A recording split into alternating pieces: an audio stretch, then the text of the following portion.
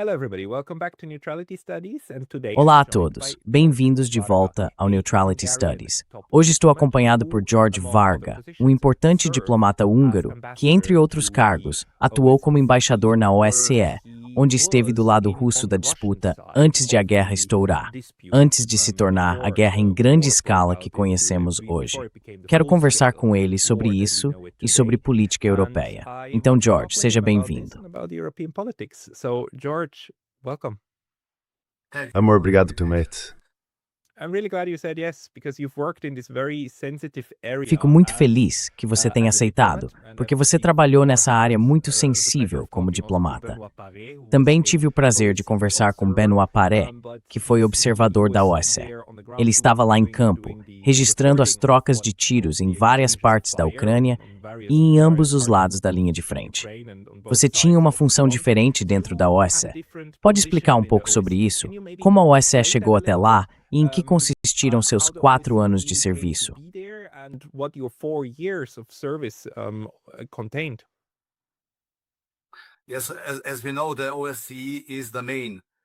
Sim, como sabemos, a OSCE é a principal organização para segurança e cooperação na Europa.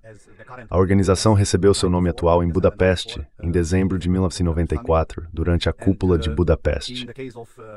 No caso do conflito na Ucrânia, a OSCE criou 2 missões.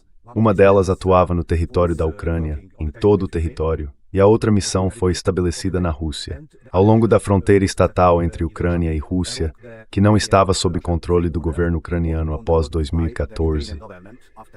Essa missão na Rússia foi aquela em que servi como chefe de missão entre 2017 e 2021, sucedendo um colega suíço.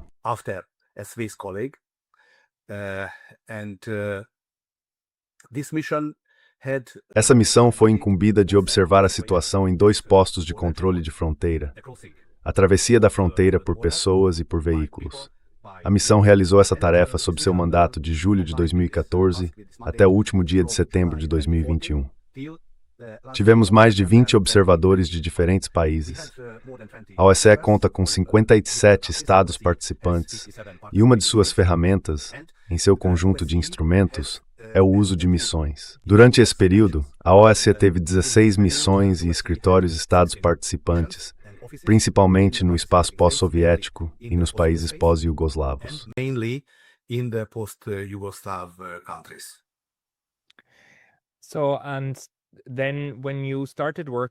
Então, quando você começou a trabalhar lá, foi simples? Era um mandato fácil? As coisas eram organizadas ou como era? How was it?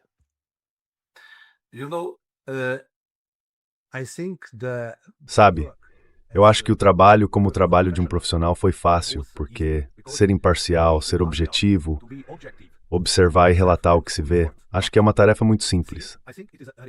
Claro, o trabalho diário em uma sessão de fronteira, em um regime 24 horas por dia, 7 dias por semana, sem nenhuma pausa, era um pouco diferente. Isso significava que meus colegas sofriam muito com a rotina diária de trabalhar em uma fronteira estatal que não era controlada por nenhum dos lados.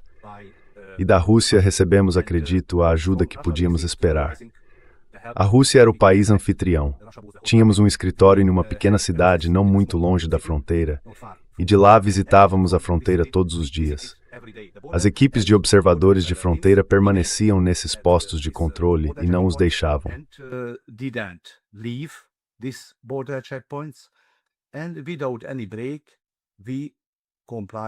E sem qualquer interrupção, cumprimos esse mandato.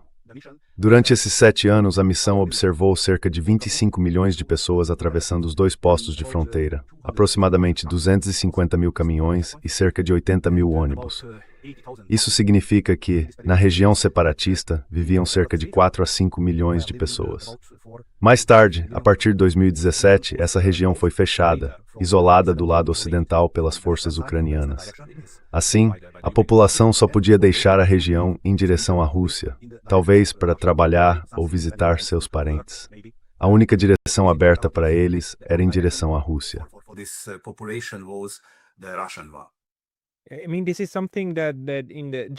Quer dizer, isso é algo que, em geral, especialmente nas discussões ocidentais, costuma ser esquecido, certo? As regiões separatistas e as pessoas que viviam lá têm uma relação muito próxima, na verdade bastante natural com a Rússia, e a guerra provavelmente só intensificou isso. Também tendemos a esquecer que muitos dos refugiados ucranianos, na verdade, foram para a Rússia, certo? Então, qualquer pessoa que tivesse um passaporte ucraniano conta como refugiado ucraniano se precisou sair do país. Uma breve interrupção, porque fui recentemente banido do YouTube. E embora eu tenha voltado, isso pode acontecer de novo a qualquer momento.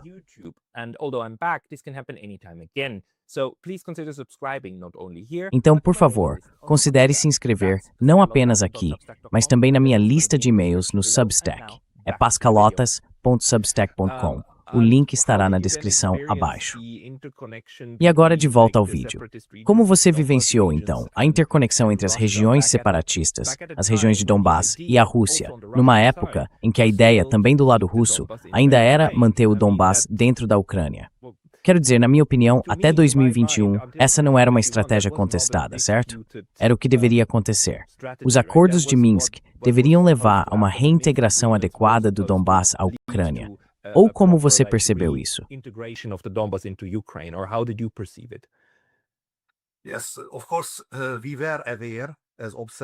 Sim, é claro. Nós sabíamos, como observadores que trabalhavam na fronteira, que os acordos de Minsk serviam como um instrumento para reintegrar a região de Donbass à vida política, econômica e social da Ucrânia. Acho que o primeiro erro já foi cometido em 2015, na implementação do acordo de Minsk, porque a Ucrânia tinha a obrigação, de acordo com o acordo de Minsk II, de alterar a Constituição em favor da descentralização, concedendo certa autonomia à população dos distritos separatistas de Luhansk e Donetsk, para que tivessem direitos especiais nessa região. A Ucrânia deveria ter mudado a Constituição, mas essas mudanças não ocorreram até hoje. E a Rússia, como país vizinho, como grande potência com milhões de russos étnicos na vizinhança direta e dezenas de milhões de falantes de russo na Ucrânia, estava muito interessada na implementação do Acordo de Minsk.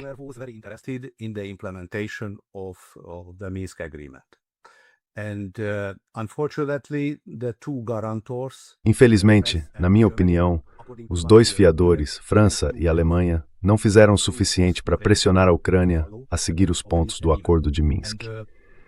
Entre esses pontos, acredito que o primeiro era o mais importante, porque já era um sinal político naquela época de que a Ucrânia, ou melhor, diferentes forças políticas dentro da Ucrânia, não queriam implementar o Acordo de Minsk.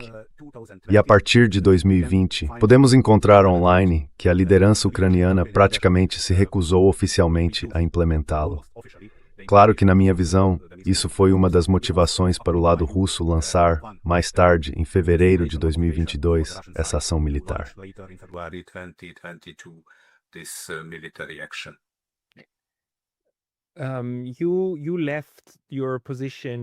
Você deixou seu cargo em 2021, certo? 4 ou 5 meses antes de começar a operação militar em grande escala, como os russos a chamam. Qual era a sua visão quando saiu? Você esperava que aquilo se transformasse na guerra que acabou acontecendo? Ou a guerra, quando chegou, também o surpreendeu?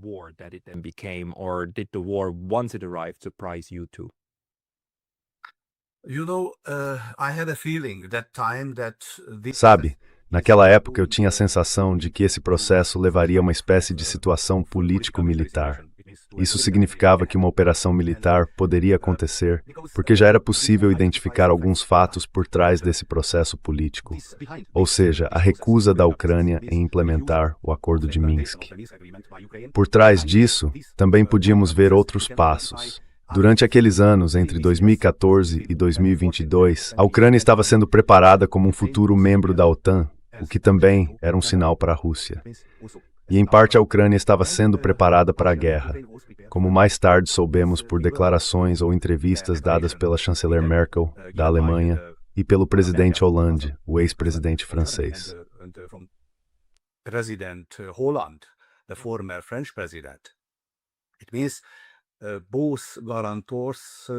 Isso significa que ambos os garantes confirmaram que os acordos de Minsk serviram como uma espécie de adiamento, dando à Ucrânia tempo para se preparar para uma guerra com a Rússia. E por trás dessas razões, ou motivações do lado russo, podemos identificar outro fator muito importante que os preocupava: os direitos das minorias. A nova elite política que chegou ao poder em fevereiro de 2014 aboliu direitos fundamentais das minorias na Ucrânia. Isso afetou também as minorias polonesa, húngara, romena e búlgara, minorias de Estados-membros da OEMA. Mas a principal questão foi a abolição dos direitos das minorias para milhões de russos étnicos e dezenas de milhões de falantes de russo.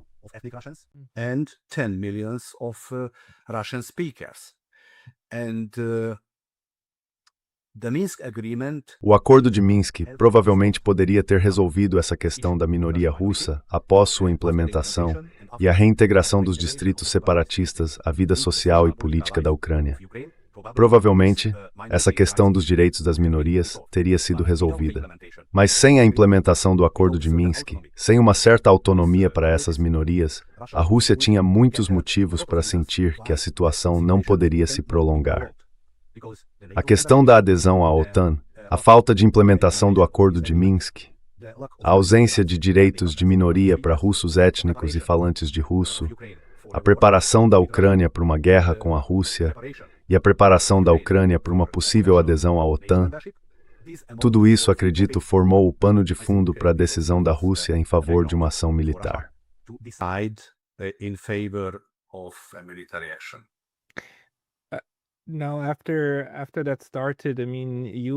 Agora, depois que isso começou, quero dizer, você como diplomata húngaro, e a posição da Hungria tem sido desde o início, na verdade, bastante neutras, eu diria. Vocês tentaram incentivar o fim do que estava acontecendo, enquanto ao mesmo tempo, é claro, tinham deveres muito importantes em relação à União Europeia e à manutenção da solidariedade. Como você avalia essa posição da Hungria? Na minha opinião, Viktor Orbán foi o único estadista europeu que realmente tentou promover uma abordagem diplomática para encerrar os combates. Qual é a sua avaliação?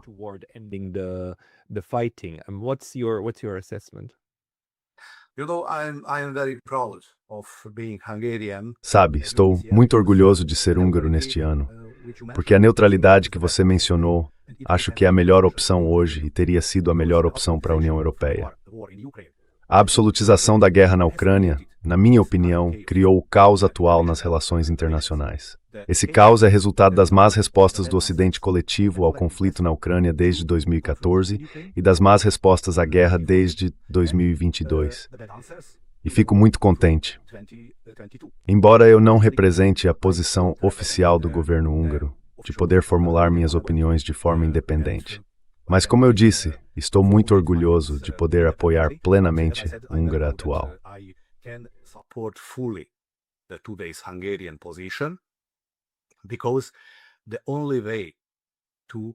Porque a única maneira de finalizar esse conflito, de acabar com essa guerra, é interromper a absolutização da vítima, a absolutização do agressor e a absolutização da própria guerra. Em outras guerras não vemos esse tipo de coisa.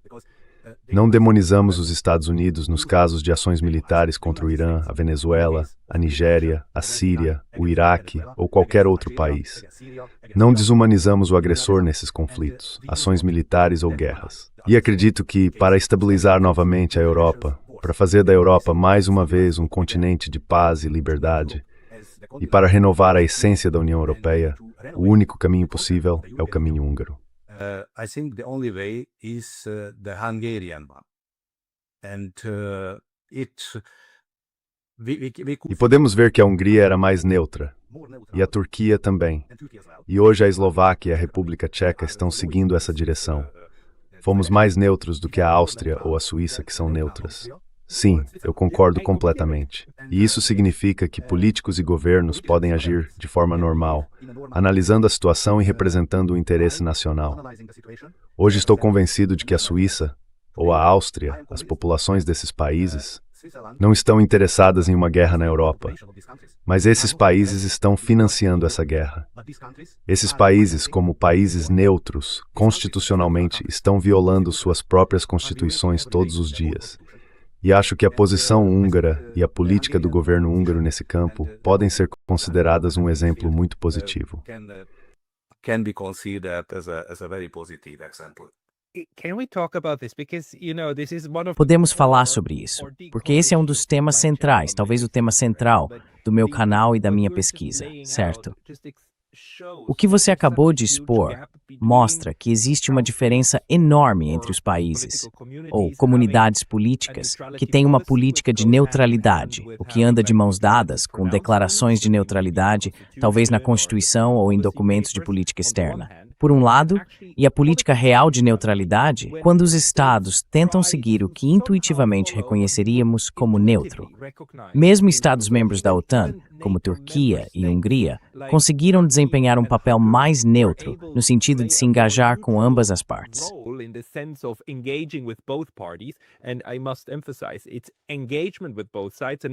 E devo enfatizar, trata-se de engajamento com ambos os lados, não de isolamento de ambos. Eles conseguiram fazer isso por causa do acesso que tinham e da forma como abordavam seus próprios interesses de política externa. Enquanto isso, a Áustria, a Suíça e também a Irlanda, em boa medida, adotaram uma espécie de neutralidade de papel, que no campo político se traduzia em algo como 95% de apoio ao que um dos lados estava fazendo. Você pode falar um pouco sobre como a Hungria conseguiu se engajar com ambos os lados, apesar de estar vinculada por tratado a um deles?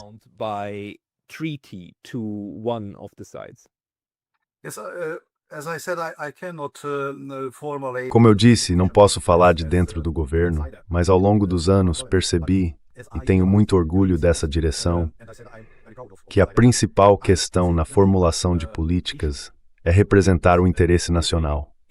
E se o governo húngaro considera que a guerra vai contra esse interesse nacional, então não podemos apoiar as sanções.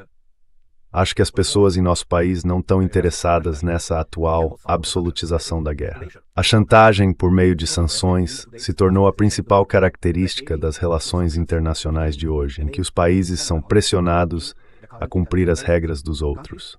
Should comply with the rules of others. If you don't comply, se você não cumprir as regras, também será sancionado por meio de sanções secundárias. Isso significa que um grupo de países, o Ocidente coletivo, os Estados Unidos e a União Europeia, está sancionando todos os países do mundo, porque essas sanções são relevantes para todos. Corredores de transporte, energia, espaço aéreo, tudo está bloqueado e paralisado por sanções. Quando a Hungria se tornou membro da União Europeia, acreditávamos e esperávamos que Bruxelas abrisse a política externa, as oportunidades econômicas externas de transporte, bancárias e outras para os agentes econômicos húngaros, ajudando-os a alcançar o mundo inteiro. to help them to reach out to the whole world. It means it was the advantage. Isso significa que essa era a vantagem de ser membro da UE para a Hungria e para outros novos Estados-membros da União Europeia. E esperávamos esse comportamento de Bruxelas. Mas hoje nossos agentes econômicos estão enfrentando uma situação em que Bruxelas, a Comissão Europeia, está introduzindo novas limitações e novas sanções quase todos os dias para os agentes econômicos dos 27 Estados-membros da UE. Certo. Isso significa que temos 19 pacotes de sanções. E essas sanções funcionam como uma camisa de força. Uma camisa de força que limita as oportunidades dos agentes econômicos dos 27 Estados-membros da UE.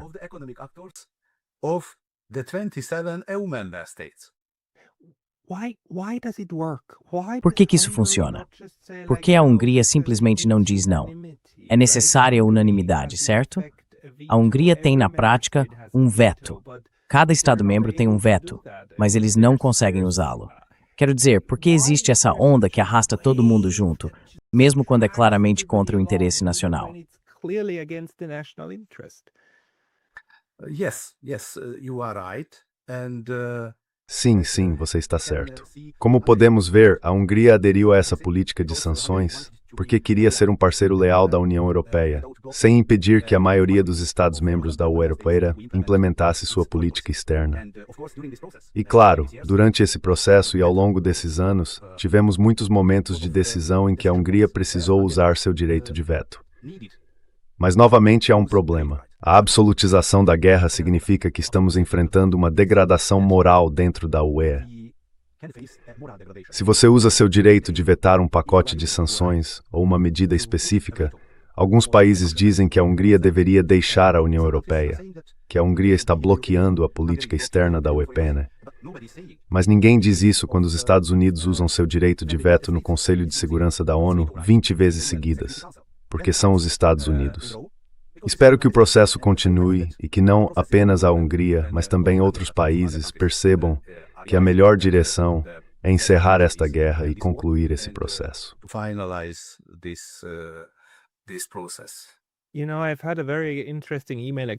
Sabe, recentemente tive uma troca de e-mails muito interessante com alguém que argumentou, de forma bastante convincente, que as sanções são, na verdade, uma maneira de expressar soberania, porque é um ato soberano, certo? É uma ferramenta de política externa usada pela instituição que governa determinado lugar. E podemos ver como os Estados Unidos vêm usando essas sanções há muito tempo. A União Europeia, por muito tempo, não usava, depois começou, mas não aplicava sanções secundárias.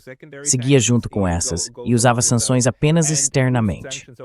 E agora está começando a aplicar sanções internamente, até mesmo contra indivíduos, o que é, de certo modo, a forma mais extrema de um soberano designar inimigos e aliados, tanto fora quanto dentro.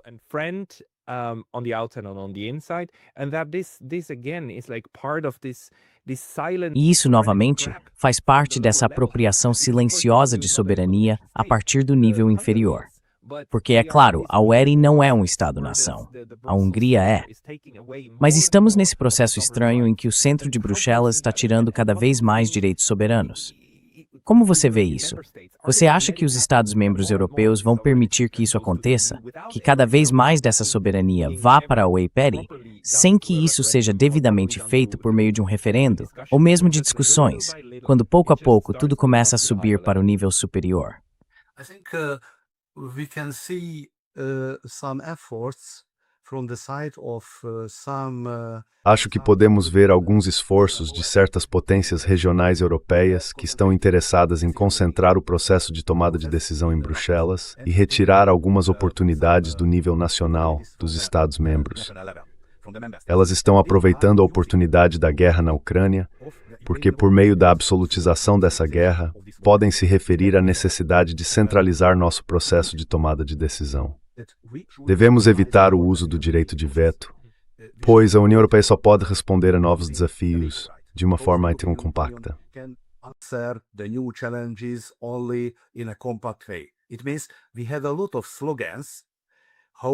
Isso significa que temos muitos slogans sobre como a burocracia europeia hoje está agindo contra a soberania dos Estados-membros. E como eu disse, a absolutização da guerra, sim. E na minha opinião, não devemos sempre pensar dentro do quadro de absolutizar diferentes guerras ou conflitos, porque enfrentamos conflitos todos os dias. A questão da Groenlândia está surgindo, a questão da Venezuela está surgindo e outros conflitos também. Essa é a história da humanidade. E um grande grupo de políticos europeus, na minha visão, gostaria de usar indevidamente a guerra atual na Ucrânia para centralizar a União Europeia e transformá-la em uma espécie de Estados Unidos da Europa ou algo parecido. Acho que esses conceitos estão em conflito entre si, e eu sou um defensor do conceito soberano. I am supporter of the sovereign one. Sim, quer dizer, acho que muitas pessoas na Europa estão, por um lado, conscientes de que a Europa precisa viver unida, então é necessário algum tipo de estrutura. Por outro lado, os húngaros gostam de ser húngaros e os suíços gostam de ser suíços. E entendemos que há uma diferença. Mas essa tensão sempre existiu. Além disso, por outro lado, o processo de tentar empurrar todos na mesma direção, o que, é claro, é melhor para o manda-chuva, que diz a todos para onde ir.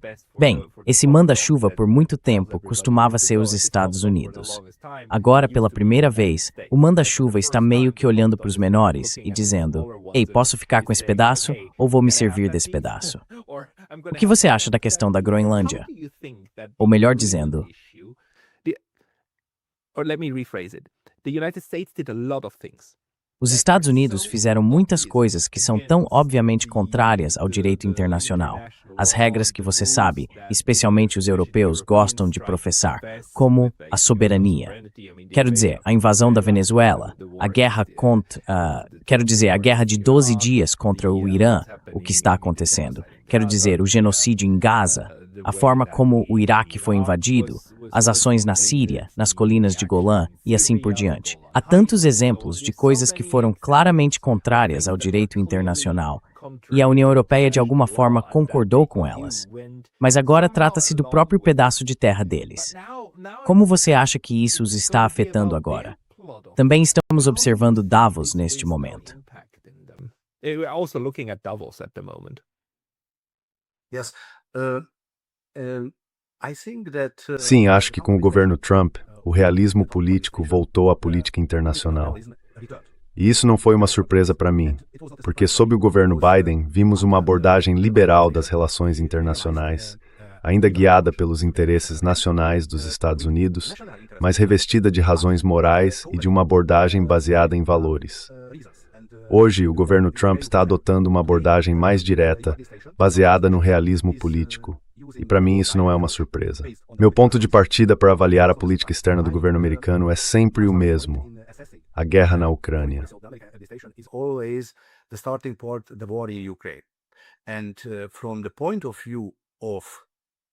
Do ponto de vista da guerra na Ucrânia, na minha opinião, o governo Trump está desempenhando um papel positivo porque, já durante a campanha de 2024 e após assumir o poder, o presidente confirmou que queria acabar com essa guerra. Marco Rubio, secretário de Estado, disse em 6 de março do ano passado que a guerra na Ucrânia é uma guerra por procuração entre os Estados Unidos e a Rússia. Para mim, esse foi um ponto de virada muito importante, pois foi crucial reconhecer a base dessa guerra. Após a declaração dessa guerra por procuração pelo novo governo, senti-me mais tranquilo, porque acreditei que entraríamos em uma nova fase e avançaríamos rapidamente para o fim da guerra na Ucrânia.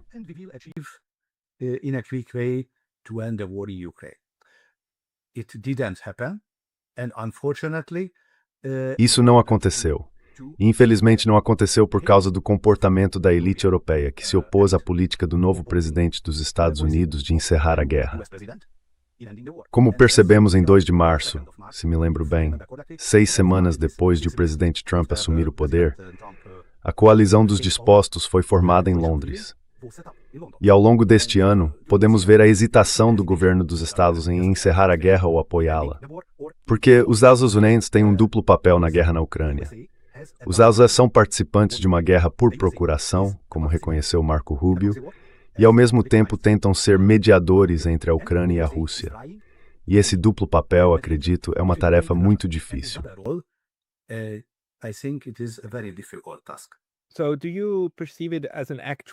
Então você vê isso como um papel duplo de fato? Ou só pensa dessa forma? Porque outras pessoas estão dizendo que é uma farsa, certo? É um disfarce sobre a realidade. E a realidade foi admitida pelo Sr. Rubio. É uma guerra por procuração. Então, se a guerra ainda está acontecendo um ano depois, a conclusão lógica é que o governo dos Estados Unidos atual ainda está disposto a travar uma guerra por procuração. Quero dizer, de certo modo, eles não estão dispostos a desistir. Provavelmente por questão de influência, certo?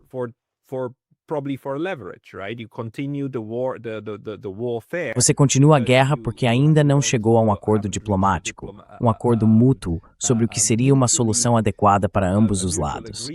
Então você continua a diplomacia por outros meios, certo?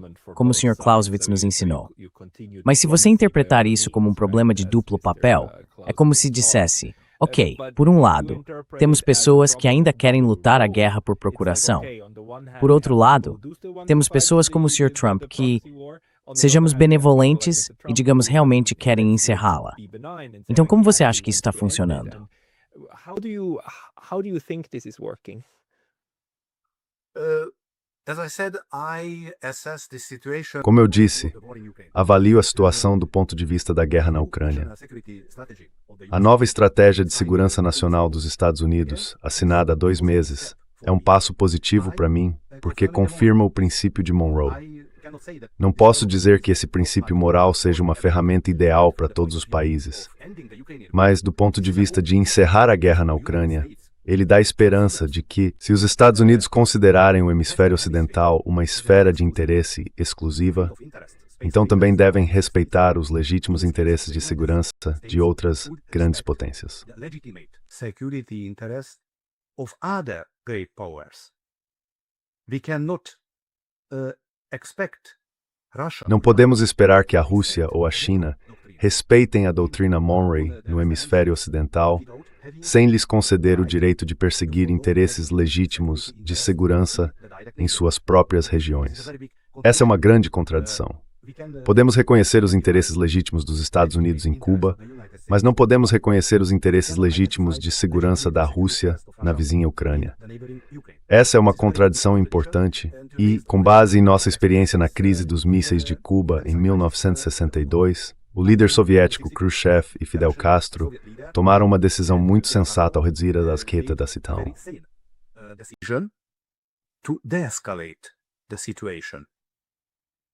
Yeah, so when you're saying Sim. Então, quando você diz que isso te dá esperança, você quer dizer a esperança não de um mundo justo, porque obviamente a doutrina Monroe não é justa, mas a esperança de evitar uma guerra entre as superpotências, uma guerra nuclear que poderia nos aniquilar a todos.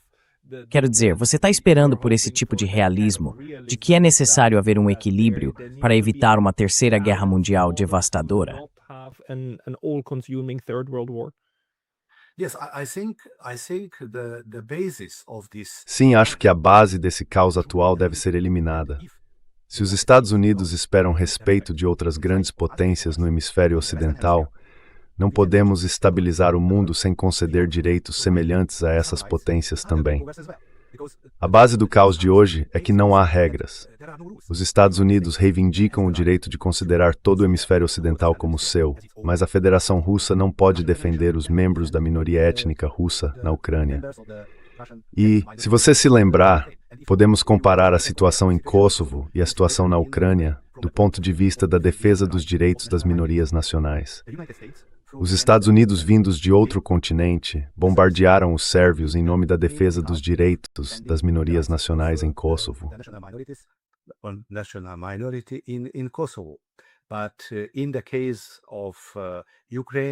Mas no caso da Ucrânia e da Rússia, nós negamos os direitos legítimos da Federação Russa de fazer qualquer coisa.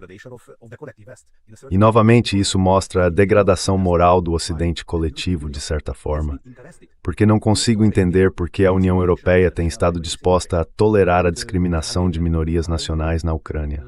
Como húngaro, tenho experiência com o nosso grupo minoritário húngaro lá, e todo grupo minoritário sofre muito na Ucrânia depois de 2014. E a Ucrânia, como membro associado da União Europeia e futura integrante, como ouvimos todos os dias, não consigo entender por que os políticos europeus não obrigaram a Ucrânia a conceder às minorias nacionais os direitos necessários, porque isso também é um fator de segurança.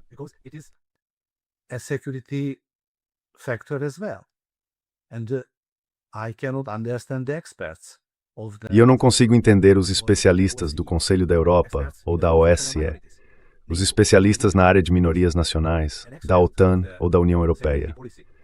Um especialista em política de segurança deveria reconhecer que é um fator de segurança muito perigoso quando milhões de pessoas pertencentes a um grupo étnico ou falantes de outro idioma são tratadas como um desafio à segurança. No caso da Ucrânia, o país vizinho é um membro permanente do Conselho de Segurança da ONU, uma potência nuclear, uma grande potência. E esse Estado não vai tolerar a falta de direitos das minorias em sua vizinhança direta, assim como os Estados Unidos não toleraram a falta de direitos das minorias em outro continente, no caso da Sérvia. in case of Serbia. Yeah. I mean, this is the sad point where Sim, quero dizer, este é o ponto triste em que a aceitação ou rejeição dos direitos das minorias geralmente tem algo a ver com os interesses diretos da superpotência, da grande potência envolvida. E é daí que vem todas as acusações de hipocrisia, é claro. Mas, embaixador Varga, isso foi muito, muito interessante. Agradeço por todos esses depoimentos e pela sua análise. Para as pessoas que querem ler mais de você, existe algum lugar onde o senhor publique regularmente ou ocasionalmente? I try to be very passive. Sometimes Eu tento ser muito passivo. Às vezes, quando fico nervoso, eu escrevo. E eu aceito convites, mas tento permanecer passivo. But I try to be very passive. Certo, certo. Isso significa que, pessoal, se vocês começarem a ver muitos artigos do embaixador Varga, saberão que estamos entrando em tempos de nervosismo. I have some articles in German. Tem alguns artigos em alemão, eles foram publicados na Alemanha e na Suíça, e na Hungria temos veículos de mídia regionais e nacionais onde também publiquei. Mas, como eu disse, não estou interessado em um nível muito alto de atividade.